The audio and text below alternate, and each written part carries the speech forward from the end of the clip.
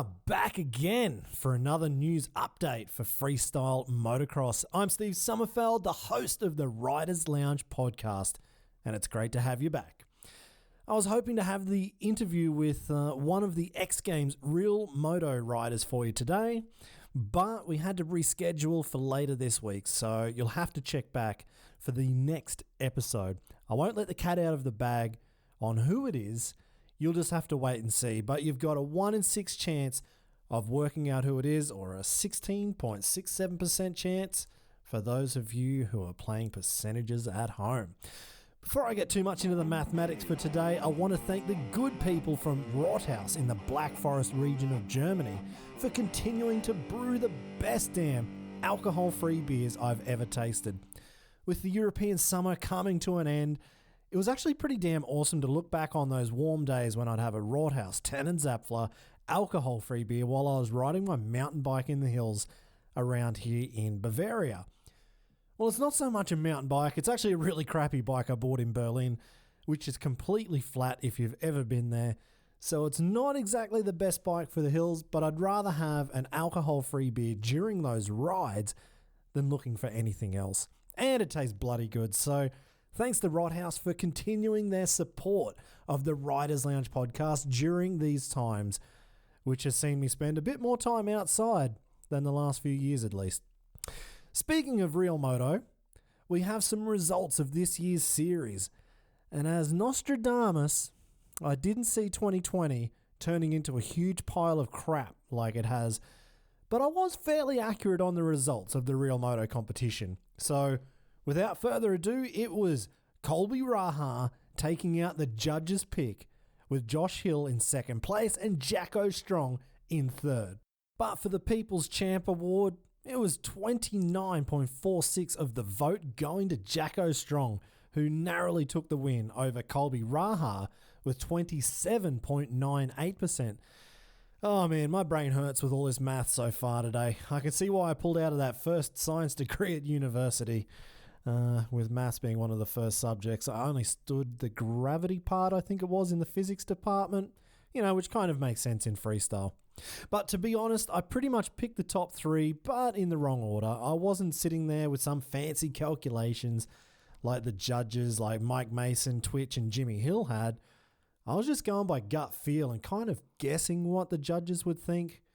I had Jacko in first, Colby second, Josh Hill, and picked in that order. At least I got the People's Champ category right. Not sure what that was paying out with the bookies though.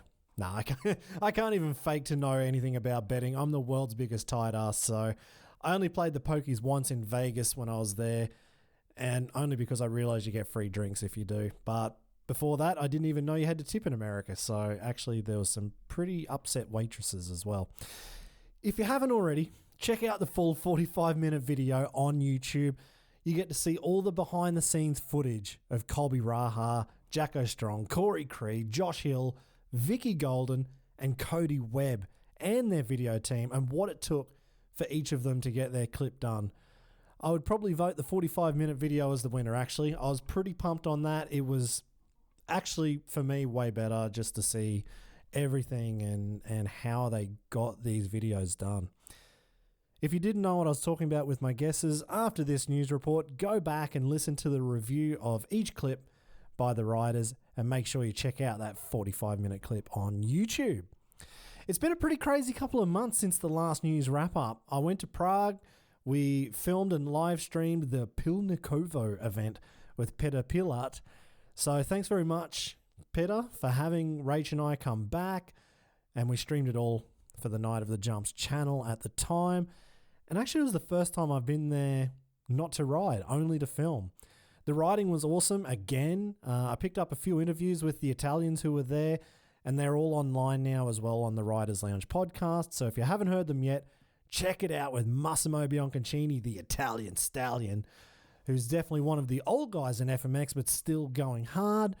Davide Rossi is one of the young guns who's hell-bent on learning new tricks and stepping up his level of FMX, and at the same time still being one of the nicest dudes in freestyle. And then there was the interview with James Trincucci talking about how he went from Italian's trial champion to riding Erzberg after buying his first enduro bike and just missing out on qualifying by 1 place. But also talking about the new movie he's got called Back to the Roots, which should be coming out right about now, actually. So check out James Trincucci's Instagram. I'm sure he's going to have some news very, very soon on that release. We did some interviews, one after the other, after a leisurely breakfast at the Loretta Golf Club. And I love that place. I've been there before, but unfortunately we ran out of time because I wanted to get an interview with Leo Feeney, but we had to pack up and get to the show. Leo is one of the most focused guys I've seen in freestyle in a long, long time. And I've spent quite a bit of time riding with him in the last few years in shows in Spain and down there in Italy and wherever the else we've ridden. So I'll grab an interview next time with him. We probably just need, oh, far out. Isn't that good? We need James Trincucci as a translator. He'll probably have to translate for both of us if my English is that bad as well. I also want to take a moment to remember a young rider from the Czech Republic, Tomas Brat, who unfortunately passed away just before Peter Pilart's jam. He was an accomplished motocross racer who had just started getting into freestyle motocross and was loving it. And actually, since I started this podcast, he was one of the very first people to message me after I began this new series. And what was even nicer was that he sent some photos when we first met, when I rode at Pilart's Jam in 2017. And you know, now in 2020, we were talking about his new compound he was building, getting the machines to build the down ramp, getting all the ramps set up. So he was really getting into freestyle. He was riding at Pilart's Coaching Academy, obviously getting tips from the best with the pod moles as well. And I still can't believe that he's gone. And my thoughts are to his family and friends in the Czech Republic. And it's just incredibly sad to see that. But what was really nice to see was all the young guys who were part of Pilart's Academy who rode at that jam, showed up, they rode well and they rode safe. And that would have been so damn hard for those young guys to do. It would have been so raw for them. And of course, paying their own tribute to Tomas at the same time. So yeah, that was definitely a tough one. And again, my thoughts with his family and friends. All right, so moving on to more freestyle motocross news.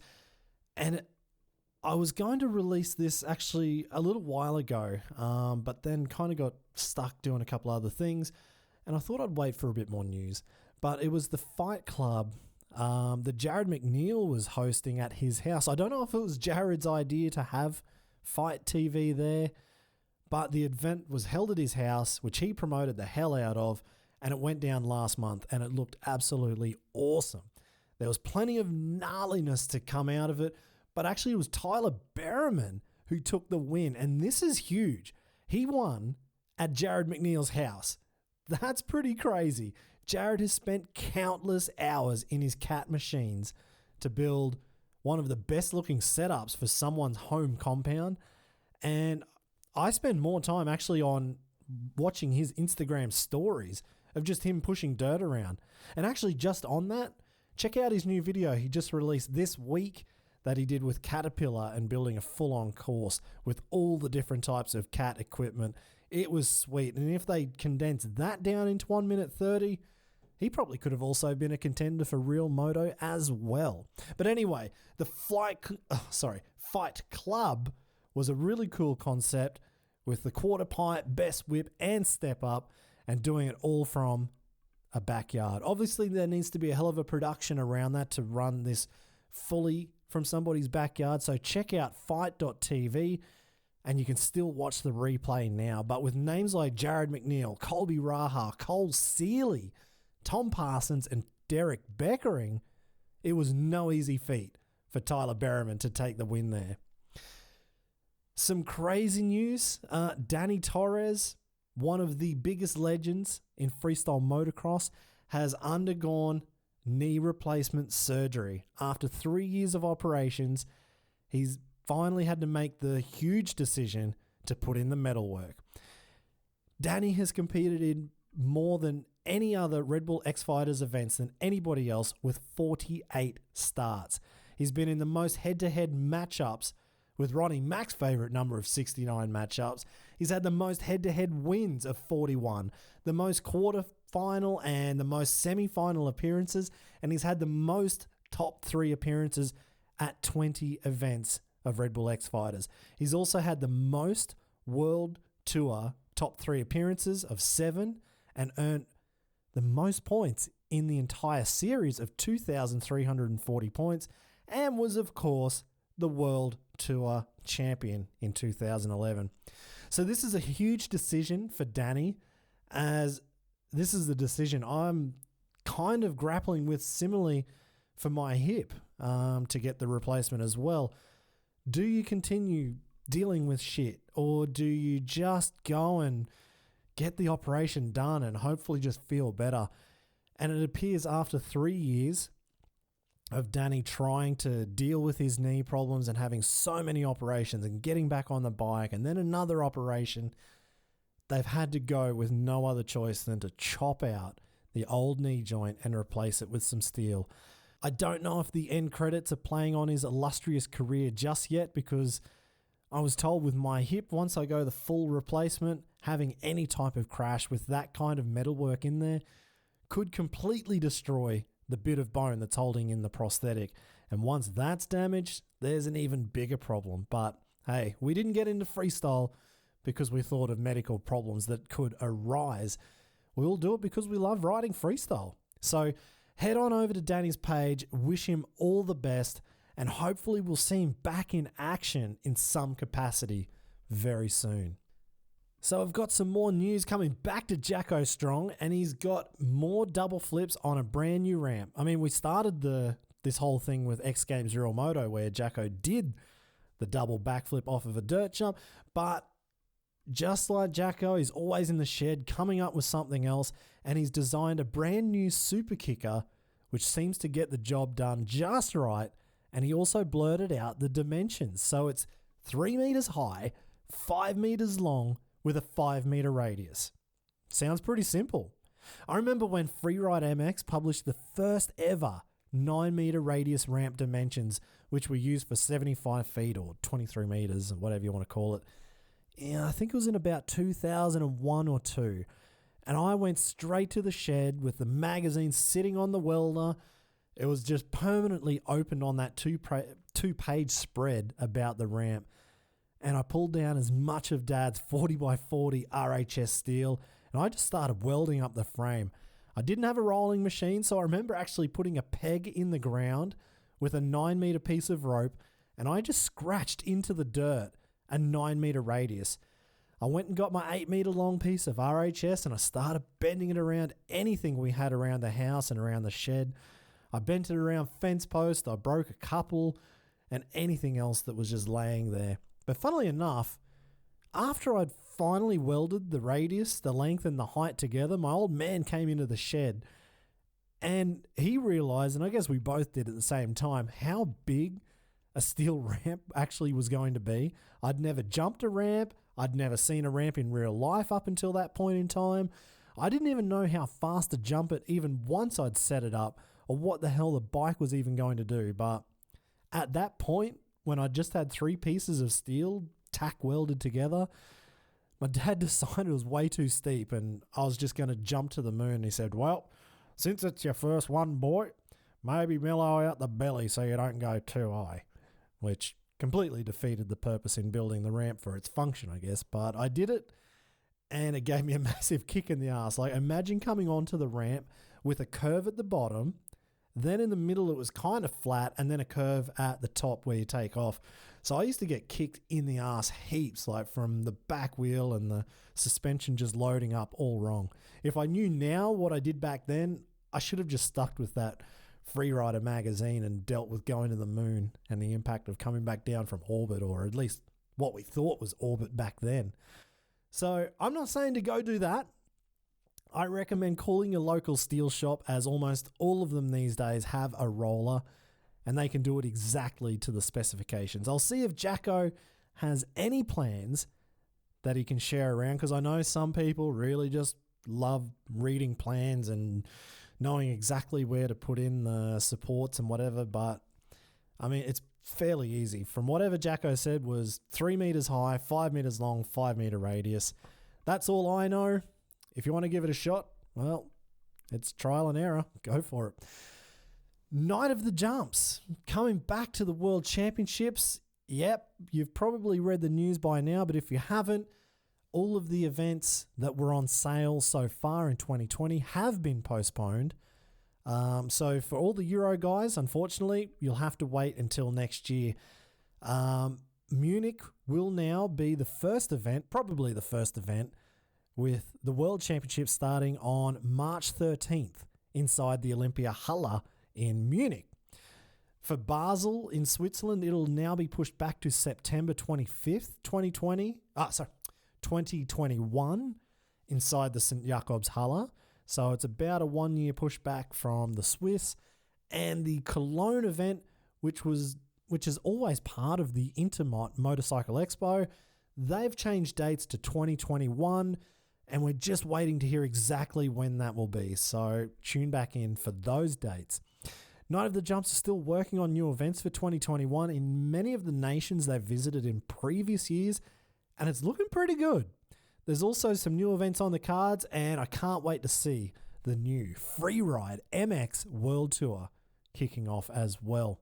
I've also seen that Nitro Circus World Games have announced their next event will be in Brisbane, Australia next year in October.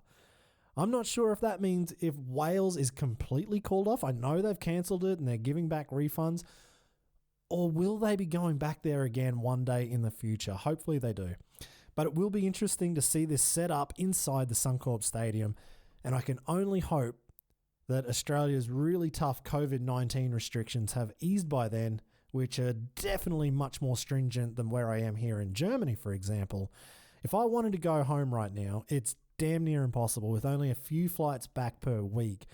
And reading reports that most people have to pay through their noses for a business ticket if they want to get one of the rare seats. So that, plus coughing up for the thousands in paying for hotel quarantine, yeah, I really hope the Australian way of dealing with the coronavirus is hopefully relaxed a little bit more by then. Hopefully everything's relaxed. And hopefully the disease is eradicated. That would be fantastic. While that hasn't happened, we've still got news on the all-new TIMX. This is Motocross game, which has come out all guns blazing.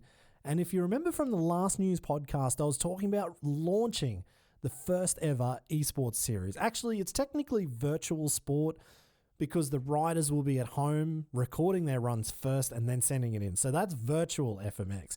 Esport will be the next step when we're playing properly, live in action, and that is absolutely the next way to go for us.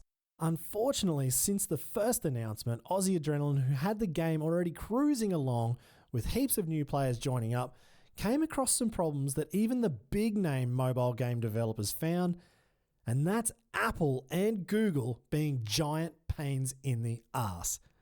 With more and more hoops to jump through to appease our mobile phone overlords, Ash and his team have done an awesome job on the brand new game being released in the middle of a pandemic and dealing with the delays coming from Apple and Google. On a side note, it's not just TIMX. Do you remember seeing Fortnite? They actually got kicked from Apple altogether. There seems to be a big war going on there, and I'm really glad I'm not a developer. It must be such a headache.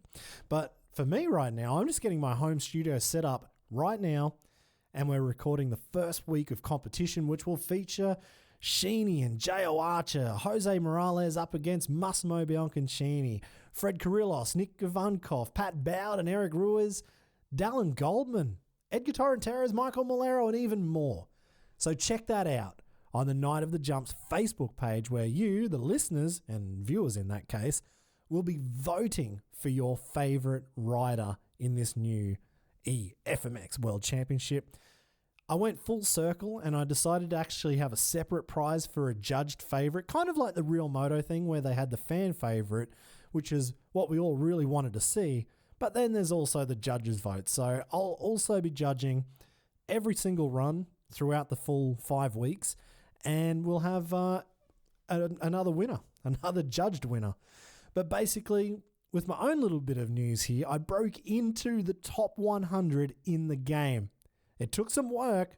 I had to kick a lot of asses, and I had to take a lot of trophies, but I'm finally well on my way to finally getting paid to play video games. I've only been working on that since I was about 7 years old with my Super Nintendo playing Street Fighter 2, but actually I remember back when I was about 14 with a good friend of mine, Lachlan Ingalls, we were playing Nintendo 64 on GoldenEye, and we used to actually create like guides on how to get through GoldenEye levels using screenshots, using our 33.6 kilobyte per second dial-up connection on the hardest modes. Man, life was easier back then. But anyway, if you were watching the live streams that I was doing on TIMX on the Night of the Jumps channel, I was pretty busy with them, and actually it was a hell of a lot of fun. There's a fair bit of carry-on going on those live streams as well, but then I was a little bit crook for a couple of weeks, and then we had the Erkner Triathlon, and we were running one of the first sporting events in Germany with Marco Manti and the company that runs Night of the Jumps. They actually ran the event really well, and I can only hope that it shows how good our production team is doing everything the right way for socially distancing 1,400 athletes and running a full event over a weekend and proving really to the German governments and to the world, which has closed down all of these events, that we could actually get it done, and we did it safely, and hopefully we can all get back to work in a safe way very, very soon. But yeah, with the live streams where I'm just playing and working my way through the game, that'll be back. I'm coming back this week, so check out the Night of the Jumps Facebook page and the Riders Lounge Facebook page. I'll jump on both of them and stream from there. And also, Tia from Night of the Jumps has almost finished making the trophy for this new EFMX World Championship Series, and as soon as it gets delivered here, I'll put some photos up, because what I saw in his development, it looks freaking awesome. I'm sure that's plenty of news for now. You've probably had enough of listening to me jibber jabber on today so far. I guess one other thing I wanted to point out was the red KTM has just been released, but I can't believe that Gas has brought out a 125 two-stroke and not a 250cc two-stroke. I'm spewing. We could have seen so many KTM or Husky two-stroke riders switching colours yet again and having more options in freestyle motocross, but it's not to be. I want to say a huge thanks again to the huge brewery of Rothaus for searching the globe high and low and actually finding a machine which removes the alcohol from beer to create their alcohol-free beers in such a sensitive manner that you can't even tell the difference when you're having a nice cold beer at the end of the day or at the end of a podcast, which technically for me is the end of my day.